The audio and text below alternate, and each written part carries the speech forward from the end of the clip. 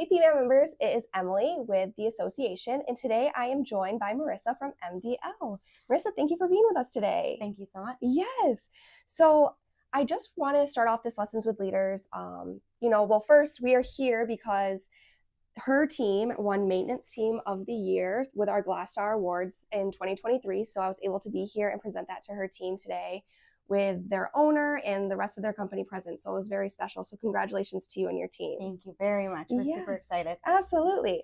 So let's start this off by maybe just telling a little bit about your journey, where you started, where you are now with MDL, and kind of what made you fall in love with this industry. So I started out as leasing. I was with Edward Rose, and I started out in leasing. I was there for about a year and a half. And then I was promoted right up to a property manager. So I had my own property. It was a smaller property, 200 units. And so it was the perfect, as they called it, the starter property. And only being in like that year and a half in, it was a big change. But being in charge of a property and, being a leader, a team, of a team, it was definitely the stepping point of that's where I wanted to be. I had then since gone to a couple of other properties. And then I went back to Edward Rose at 1.2 for an accounting specialist, just to learn some of the back end of the ledger and things like that. And then this opportunity came up, and I was like, I'm going to do it. It was just for property manager. So I came for property manager, and then within the 3 months that I was promoted to the assistant director of property management. So. Wow, that's awesome. It just kind of sounds like it organically grows. But I feel like in this industry, that's exactly what happens. I came into the industry with like no experience. Yep. 3 months in, they're like, we want to put you at a small property, like what you said. And I'm like, I think I'm setting myself up for failure. So no, thanks, but maybe in a little bit. And then they came back like 6 months later. I'm like, okay, I guess we're doing this because I can't pass this up again. So that's awesome. Well, cool. So what things, you came from leasing, then you went to accounting, and now you're the director or assistant director. What things did you need to learn? What skills did you need to learn to get you to the role that you are in today that really, feels like they were a big part of your career? I would say the biggest skill is being a leader, and being able to be in charge of a team. That's so much, I guess, so often I've seen managers that are managers. And so that was one skill I really focused on going through just in professional career all throughout. You focus on wanting to be a good manager or giving people the opportunity to grow.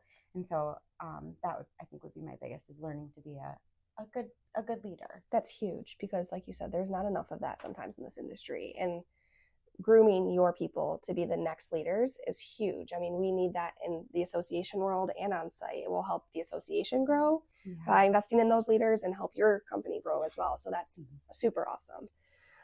So for someone just getting into the industry and wanting to maybe someday be a director of property management or assistant director of property management, what is a piece of advice that you could offer to them that you wish someone would have offered to you that maybe you had to learn the hard way or on your own? So that one for me is to slow down. Slow down.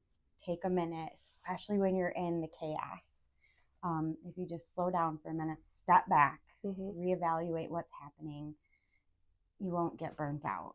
You won't reach that level of right? Because so often we reach that in property management. So often we reach that level where you're just, I'm exhausted, I'm done. I'm done, and then you're just, but you don't have to reach that spot. Just slow down right before you get there. Yeah, that's great advice. No one has offered that advice, and burnout is huge in this industry. And I feel like that's why we lose some of the greatest leaders, is because they don't slow down, or they don't want to slow down.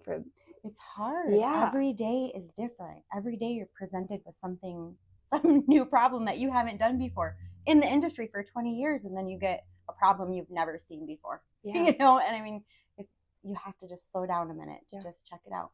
Great advice. So you said your biggest thing was to be a leader and to help groom your team and show them how to achieve their goals. So what leadership skills were the most difficult for you to achieve? Like that might have taken you a little bit of time. It's like been a little bit of an obstacle, and now you're like, I'm really good at that, you know, not only being a leader and telling people to slow down, but just maybe something that your team might come to you for advice on that is a frequent ask? That's a good one. I know. I'm like, I sent you those questions beforehand, and I'm like, I feel like I'm kind of going away a little bit. Yeah, because you're doing so good. Well, thank you. So I think the one thing for me that was most difficult to learn was the slowdown. Yeah. Okay. You just keep going. And I've burnt myself out so many different times that I have often said that to, and not just my team, but other coworkers, where I'm just like, let's just slow down a minute, you know, or what do you want from this? Yeah. And I think that was a hard one for me to learn. I burnt myself out a lot, especially at that first property, right? That first property management position, manager position. You don't want to give up on yourself, your team, your property. I mean, I know that's how I felt, at least. Yeah, it's like, and you're just so nervous to let people down. Yeah. But then stepping back and finally realizing that although it's, you know, this is our job, this is our business, this is what we're being paid for, but at the same time, it's okay just to pull back and let's just look at it again. Or, you know what, that can be dealt with tomorrow. You know, things aren't that pressing where it's, So, but it took me a long time. That's great. To get there. So. That's great. So in the industry, we offer lots of education, which I'm sure you're aware of. I think you're registered for our CAPS class in a couple months, so that's super exciting. Are there any other industry tools or resources that you've used to help continue your education on site in the corporate office to help you continue to be the leader that you are? I do the Audible. Okay. So all the audio books. I do a lot of leadership books. Whenever anything comes up, I think I use Google a little way too much. You know, a little too much. Yeah. But I definitely look up Google. But just I always look for things. So if I'm trying to learn about something, I look for it, research where I can find it. And so CAPS came up. I didn't know about the CAPS. I didn't know anything about it.